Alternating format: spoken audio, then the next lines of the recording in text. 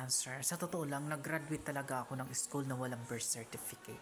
Sa Lucena City, Barangay Talaw-Talaw. So, Dalahecan is Lungsod. Talaw-Talaw is barangay or provinces. Lucena is capital of city in Central Tagalog. So, nag-graduate talaga ako ng walang birth certificate kasi bago ako, kasi nagpa-practice ako sa Olympics. Kasi ang aking gymnastic, long jump, high jump, running, and tatlo yun. So, nakakuha naman ako ng mga medal or award. So, nakagraduate ako dahil nga nagtap ako sa Olympics. Pinag-graduate ako ng teacher ko or principal. So, yun na yung nasa akin nga yung mga card ko eh. So, yun yung point. Kaya, talagang wala akong birth certificate. So, kung gagawin ko yung malaking proseso at kailangan ko talaga ng tao na mautusan na mabilis gawin yan.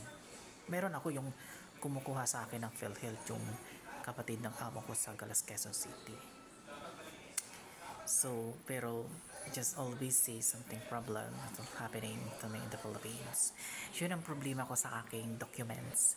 Kaya hindi ako makakuha ng passport to travel to international. Kahit may pera ka, pag wala ka naman ganun, hindi ka paalisin ng bansa, di ba?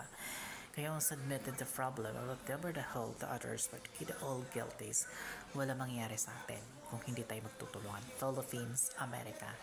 You're never done always to believe in about the Christ.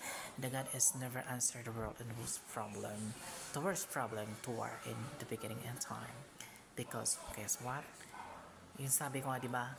Personal or persons never online. We have to always in the others to get about this proclamation or whatever the life.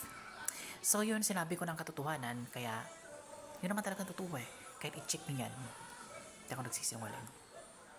Thank you.